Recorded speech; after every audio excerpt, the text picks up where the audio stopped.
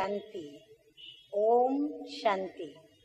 आज की तारीख है 28/5/12 और आज की ज्ञान मुरली का हेडिंग हम सभी बच्चे मीठे मीठे बाबा का संदेश देने के लिए सभी को यही कहते हैं कि हम आत्माएं रूहें हैं और हम रूहों का आत्माओं के पिता परमात्मा रूहानी बाबा सृष्टि पर आए हैं।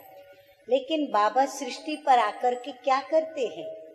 तो आज मीठे मीठे बाबा कह रहे हैं कि मैं आकर क्या करता हूँ।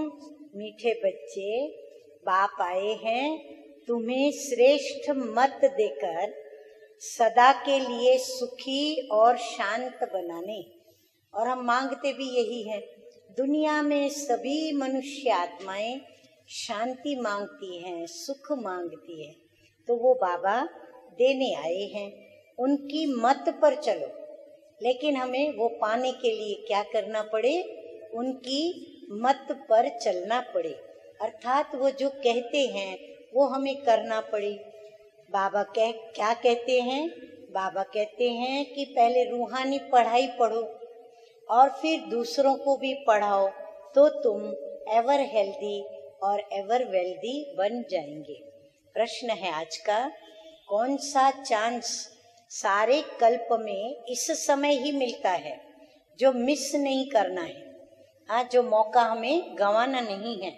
उत्तर है रूहानी सेवा करने का चांस, अन्य आत्माओं को भी बाबा का संदेश सुनाने का चांस, मनुष्य को देवता बनाने का चांस अभी ही मिलता है।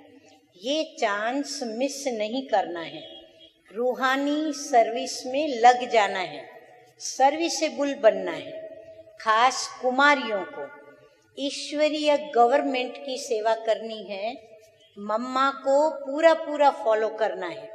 अगर कुमारियां बाप का बनकर जिस्मानी सर्विस ही करती रही या करती रहे, कांटों को फूल बनाने की सेवा नहीं करे, तो ये जैसे बाप का डिसरिगार्ड है।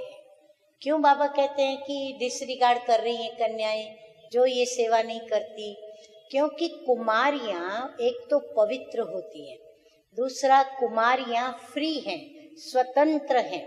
और कुमारियां पवित्र और स्वतंत्र होने के कारण वह विश्व सेवा में अपना जीवन सहज ही समर्पित करके और बिंदास्त निर्भय निर्वैर होकर के सेवा कर सकती है।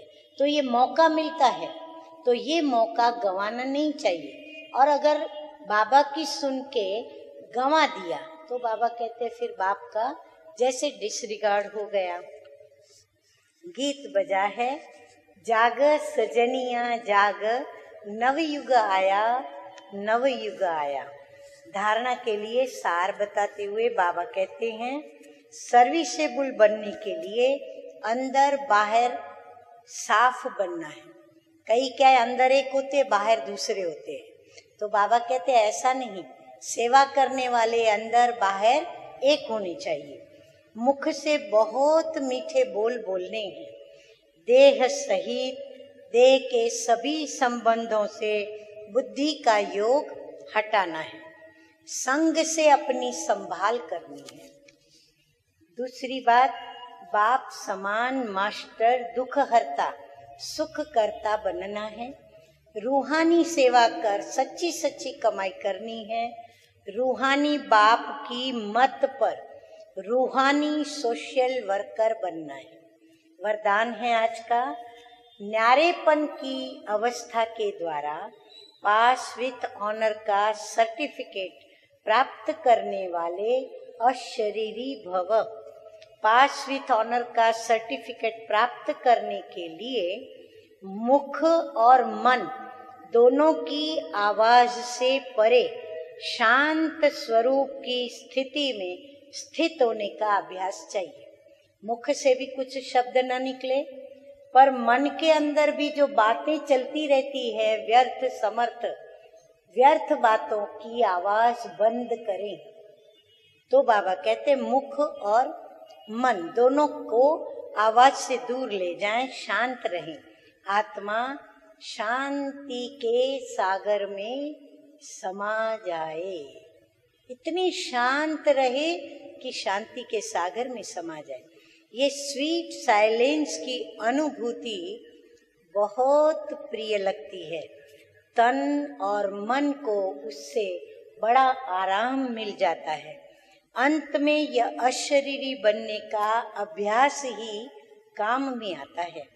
शरीर का कोई भी खेल चल रहा है, अशरीरी बन आत्मा साक्षी हो, न्यारा होकर अपने शरीर का पार्ट देखे तो यही अवस्था अंत में विजयी बना देगी।